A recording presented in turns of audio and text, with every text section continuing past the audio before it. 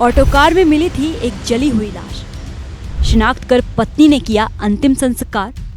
जिसका अंतिम संस्कार हुआ वो तो जिंदा था। फिर ऑटो कार में जली हुई लाश किसकी थी? चित्रकूट पुलिस ने सुलझाई गुत्थी, हैरान हो गई। पुलिस के शिकंजे में खड़े इन पति पत्नी को देखकर भला कौन सोच सकता है कि ये किसी बेकसूर की मौत की इतनी खौफनाक स्क्रिप्ट तैयार करेंगे और किसी खतरनाक अपराधी की तरह उसे अंजाम देंगे। एक बेकसूर को जलाकर हैवानों की तरह मार डालेंगे। कहानी थोड़ी नहीं, पूरी फिल्मी है, जिसकी शुरुआत इन दोनों ने मिलकर बहुत पहले की थी, लेकिन अंजाम तक पहुंचाया 23 जून को, जब सड़क किनारे खड़ी जली ऑटो कार में लाश मिली। लाश को एमपी के रीवा की रहने वाली महिला ने अपने पति सुनील सिंह के रूप में शिनाख्त कर उसका अंतिम संस्कार कर दिया। लेकिन कहानी में सस्पेंस थ्रिलर तब आया जब सुनील सिंह अपने किसी रिश्तेदार के यहाँ देखा गया। ये 29/30 जून की घटना है। 30 जून को प्रातःकाल एक सूचना मिलती है कि एक कार धू-धू करके जल रही है। पुलिस भी पहुंचती है, यूपी 112 पहुंचती है, फायर ब्रिगेड पहुंचती है। कार जब बुझाई गई तो उसमें एक सिलेंडर का विस्फोट भी मिला और ड्राइवर की साइड वाली सीट पे एक मांस का लोथड़ा मिला, जो ये गवाही दे रहा था कि इसमें कोई आदमी जल गया है। इस सूचना पे पुलिस ने आगे तहकीकात शुरू की। गाड़ी की नंबर प्लेट सही सलामत थी और उसी नंबर प्लेट के माध्यम से उसके स्वामी तक, और स्वामी ने फिर ये गाड़ी अपने भांजी दामाद को गिफ्ट की थी, वहाँ तक हम लोग पहुँचे। शुरुआती दौर में वहाँ कुछ चूड़ियाँ मिली थी जली हुई डेड बॉडी के पास, तो लगा कि किसी महिला की हो सकती है। लेकिन जब मालिक जो इसको लेके चला था, सुनील, उसकी पत्नी ने बताया कि वो ब्यूटी पार्लर का काम करती हैं, चूड़ियाँ वगैरह खरीद के ले आते थे, उस तरह की होंगी। तो महिला पे जो हम कंसंट्रेट कर रहे थे वो बात हो गई कि महिला पुरुष दोनों की हो सकती है। लगातार इस विषय में छानबीन हो रही थी। मुखबिर ने पुलिस को खबर दी तो चित्रकूट पुलिस एक्शन में आई और रीवा से लेकर चित्रकूट तक जांच पड़ताल शुरू हुई। सुनील और उसकी पत्नी को गिरफ्तार कर अब पुलिस ने पूरी घटना का सनसनीखेज खुलासा कर दिया है। हालांकि पुलिस को हेमा पर शक तभी हो गया था जब वो डीएनए टेस्ट कराने में आनाकानी कर रही थी। उनकी पत्नी के कुछ स्टेटमेंट्स ऐसे थे और गाड़ी का जो मूवमेंट था सीसीटीवी कैमरों से, उससे कहीं एक दो जगह 1-2 मिनट के समय में 1.5 घंटे का समय लग गया था, तो हम लोगों को थोड़ा डाउट हुआ। इसी आधार पे ये सब छानबीन चल रही थी। परिजनों ने उस 100 का जो मांस का थोड़ा लोथड़ा बचा था वो ले लिया। सुनील के पिता ने अंतिम संस्कार भी किए।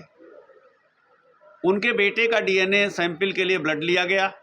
फिर जब फादर का लेने के लिए भी बुलाया गया तो परिवार में थोड़ी हलचल सी कहीं से मची उनकी पत्नी ने, और ये 4-5 दिन पलायित रहे। जब ये लौटे हैं रायपुरा थाना क्षेत्र के गांव में, इनके साढ़ू का घर है, वहीं इनकी पत्नी भी पहले से आई हुई थी।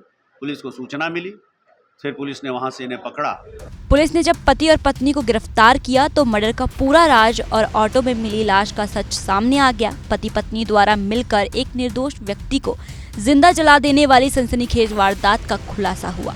मध्य प्रदेश के रीवा जिले के जवा गांव के रहने वाले सुनील सिंह ने कुछ लोन लेकर अपनी पत्नी हेमा सिंह को 55 लाख की लागत से एक ब्यूटी पार्लर खुलवाया था। पार्लर की कमाई और लोन को बढ़वाकर 2 करोड़ का इन्वेस्टमेंट प्लान लिया, जिससे एक हार्वेस्टर मशीन भी खरीद लिया था। लेकिन महंगे शौक के चलते कोरोना काल में किस्त नहीं भर पा रहा था।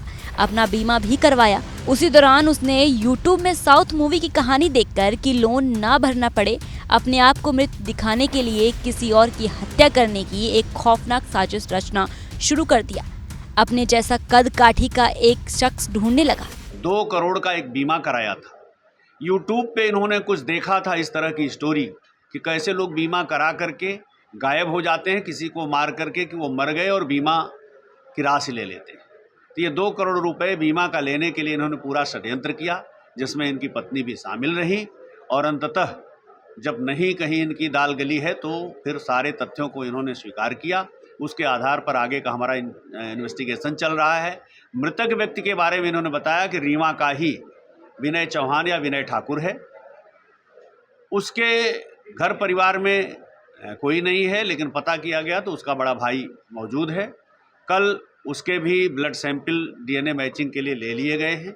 आगे हमारी विवेचनात्मक कार्यवाही चलेगी। बीते 28 जून को एक शराब की दुकान में उसे एक व्यक्ति मिला तो उसकी तलाश पूरी हुई। उसे अपनी गाड़ी में बैठाकर खूब खाना पीना और शराब पिलाकर उसके घर छोड़ दिया। अगले दिन इस घटना को अंजाम देने के लिए अपनी पत्नी को बताकर उसे फिर से शराब पिलाने के बहाने बुलाया। रास्ते भर उसे खूब शराब पिलाता रहा। जब वो शराब में धुत हो गया तो गाड़ी का शीशा बंद कर प्लान के तहत गाड़ी में लाए गैस सिलेंडर का स्विच खोल दिया और कपूर उसके ऊपर छिड़का और 2 बॉडी स्प्रे भी उसके पास रख दिया, जिसके बाद कपूर में आग लगाकर उसके शरीर में आग लगा दिया और गाड़ी से दूर चला गया। जिसके बाद गाड़ी में विस्फोट होने के बाद वो शख्स जिंदा जल गया। कि वो दारू के नशे में इतना धुत था, एक तरह से आप बेहोश जैसा कह लें, अगली सीट पर उसी तरह से पड़ा हुआ था। इसने गाड़ी से उतरने के बाद पीछे रखे सिलेंडर को 2 मिनट के लिए खोला है गाड़ी बंद करके और उसके ऊपर कपूर की गोलियां ले गया था। उन गोलियों को मसल के डाल दिया और फिर खिड़की में जिस सीट पे वो बैठा था उसमें मुश्किल से 1.25 इंची के शीशे में फासला उसने दिया था। जलती कपूर की गोलियां गाड़ी के अंदर डाल दिया, जिससे आग पकड़। जिस शख्स को जिंदा जलाया था उसकी शिनाख्त विनय चौहान के रूप में हुई है, जो रीवा का ही रहने वाला है। जिसके भाई ने बताया कि विनय चौहान कई दिनों से लापता था। अमृत विनय के परिजनों का भी डीएनए लेकर शव की पुष्टि की जा रही है।